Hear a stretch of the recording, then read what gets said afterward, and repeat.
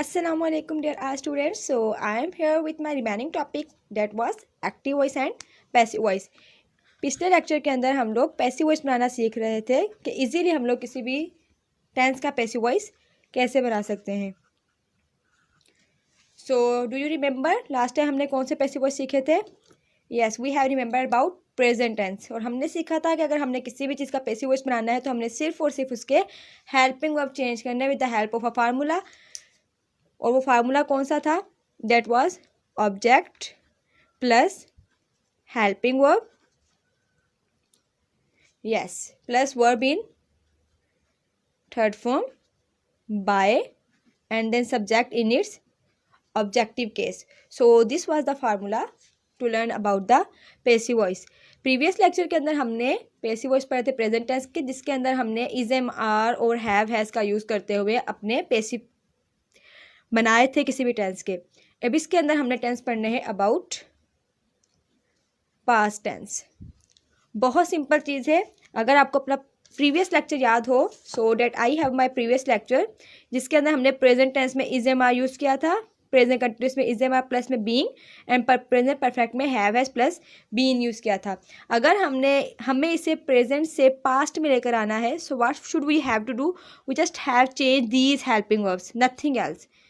अगर हम is am are को पास्ट में ले जाएं तो ये इज एम आर से क्या हो जाएगा? Was were. Very good. और अगर प्रेजेंट कंटिन्यूस में भी हम इज एम आर को पास्ट में ले जाएं तो ये हो जाएगा वाज वर, बाकी सब सेम रहेगा. और हैव हैज़ को अगर हम पास्ट में ले जाएं तो ये हो जाएगा had. So let's do it. This we have our tense and here we have our helping verbs. Okay, so we are talking about past tense. So simple past indefinite tense के helping verb कौन से हो जाएंगे? Is am are को अगर हम past में ले जाएं तो ये हो जाएगा good, was were. So it will be the was वर. और अगर हम प्रेजेंट कंटिन्यूस की बात करें तो हमने वहाँ पर इज एम आर और प्लस में बीइंग यूज़ किया था. लेकिन अगर हम पास्ट कंटिन्यूस की बात करेंगे तो हम पास्ट कंटिन्यूस में इज एम आर नहीं बल्कि उसके बजाय क्या यूज़ कर रहे हैं? गुड, वाज वर यूज़ कर रहे हैं. और प्लस में कंटिन्यूस के लिए जो हेल्पिंग हमने यूज़ करना है that is being.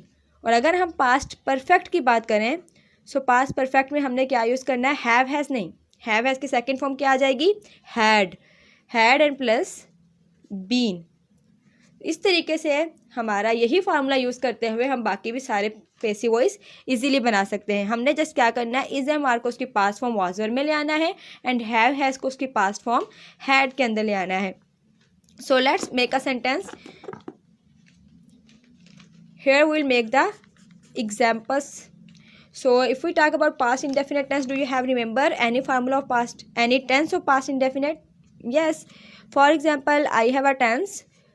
We bought clothes. So it is a simple past indefinite tense. We want to make basis of this sentence. So what should we have to do? What is it? It is our subject. It is our verb and it is our object. Good. So सब according to formula हमें सबसे पहले कौन सी चीज़ लानी है? Object लेकर आना है. तो हम क्या लगाएंगे? क्लॉथ्स. क्लॉथ्स बिकॉज प्लूरल है तो हम क्या यूज़ करेंगे? वाज और were. Yes, we will use were. And bought third form भी बॉट होती है. Clothes were bought by. We का ऑब्जेक्टिव केस हो जाएगा us. So we have make the passive voice of past indefinite tense. So if we talk about past continuous, past continuous tense कैसे बनता है? We are buying clothes. So ये हमारे पास present continuous है. अगर हमने इसे पास्ट बनाया तो हम आर को कर देंगे were. So we were buying clothes. So हम अब इस पास्ट कंटिन्यूस का पैसिव कैसे बनाएंगे? सिंपल, यही फार्मूला है और ये हमारे हेल्पिंग वर्ब्स हैं. So clothes were. What will we use after verb? We will use being. Clothes were being.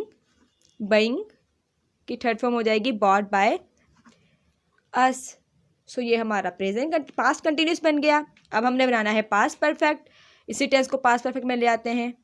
We had bought clothes. So it is the past perfect tense. Again clothes, because clothes हमारा object है. हमने helping verb कौन से use करने हैं? Had and been.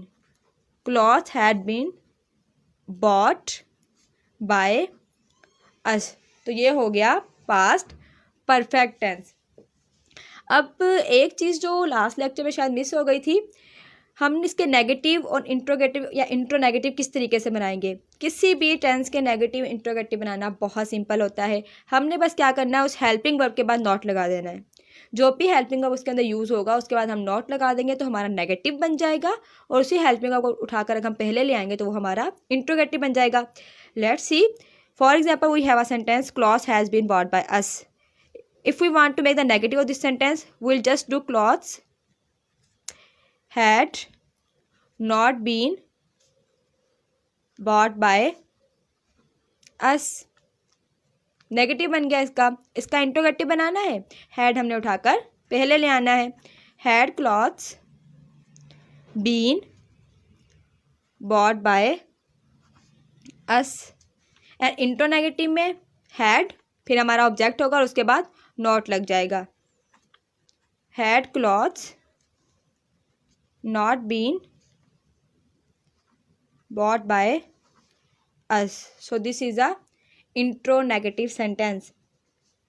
किसी भी चीज़ को याद करने के लिए उसका फार्मूला याद रखना ज़रूरी नहीं है। We have lots of simple tricks to remember anything. हमने जस्ट क्या करना है, उसकी मेन चीज़ों पर फोकस करना है। एज पैसिव में हमने सिर्फ फोकस करना है उसके हेल्पिंग वर्ब के ऊपर, और अगर हमने नेगेटिव इंट्रोगेटिव बनाना है तो हमने हेल्पिंग वर्ब यूज़ करते हुए बिना फार्मूला याद किए इजीली उसका नेगेटिव और इंट्रोगेटिव बना लेना है। So this was the passive voice of past tense. Let's see, example के थ्रू हम चेक करते हैं हमें पैसिव वॉइस बनाना आया है या फिर नहीं आया है। For example, I have a sentence, I published my article. It is a simple past indefinite tense. अब हमने इसका बनाना है passive voice. We know this is our subject, it is our verb and it is our object, verb and it is our subject. What will we do?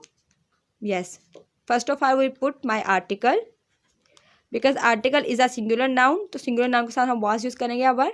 Good, we will use the was published by, I का हो जाएगा me. अगर यही हमारे पास होता I am publishing my article, I am publishing my article,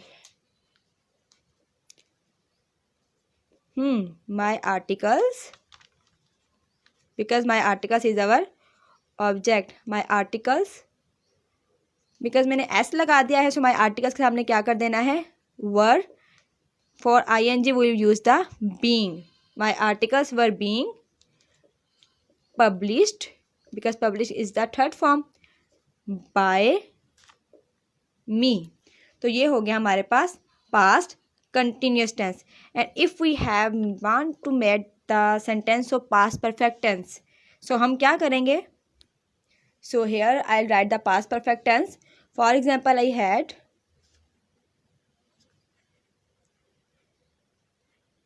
published my article। so हमें याद है हमारे हेल्पिंग वर्ब, so हम बना लेंगे इसका easily. my article had been published by me। So simply हमने क्या किया है, हमने जस्ट अपने हेल्पिंग वर्ब चेंज किए हैं। अगर हम इसे हैव कर देंगे ये प्रेजेंट परफेक्ट, और अगर हम इसे हैड करेंगे तो ये पास्ट परफेक्ट हो जाएगा। किसी भी चीज़ को याद रखना बहुत बहुत बहुत सिंपल है। मैं अगेन रिपीट करती हूँ कि हमने सिर्फ और सिर्फ इंग्लिश ग्रामर में मेन चीज़ों के ऊपर फोकस करना है और हमारा काम ऑटोमेटिकली हो जाएगा। Now let's have a look in our previous lecture. और अब हमारे जो अभी हमने लेक्चर लिया है उन दोनों में मेन फ़र्क क्या है। कंपैरिजन हम इसलिए करने जा रहे हैं ताकि हम कहीं भी कभी भी कोई मिस्टेक ना करें। सो हमने यहाँ पर पास्ट टेंसेस पढ़े हैं। प्रीवियस लेक्चर में हमने सिंपल प्रेजेंट टेंसेस पढ़े थे। मेन फार्मूला देखिए हमने यहाँ पे भी वही रखा है और यहाँ पर भी वही रखा है। सिर्फ और सिर्फ क्या हुआ है, इज एम आर रिप्लेस होकर वॉज वर हो गए हैं, इज एम आर रिप्लेस होकर was were, and have has replace होकर हैड हो गया है, और सिंपल हमारे टेंस बन गए हैं। इसके अलावा एक सिंपल ट्रिक्स और भी हैं अपने हेल्पिंग वर्ब्स याद रखने के लिए। वो क्या है, ऑलरेडी हमें हिंट दिया हुआ होता है। प्रेजेंट में हमें आईएनजी का हिंट दिया हुआ होता है। जितने भी कंटिन्यूस होंगे उसमें ऑब्वियसली बीइंग यूज होगा। और प्रेजेंट मतलब is am are, present continuous में तो हमें ऑलरेडी इज एम आर दिया हुआ होता है। और अगर इसी तरीके से हमें अपने परफेक्ट के ऊपर आए तो परफेक्ट में भी हमें हैव और हैज़ ऑलरेडी दिया हुआ होता है। हमने प्लस में सिर्फ और सिर्फ क्या कर देना होता है, बीन लगा देना है। यहाँ पर भी यही सब कुछ था। हमें पास परफेक्ट में हैड ऑलरेडी दिया हुआ है, हमने जस्ट प्लस में बीन लगा देना है।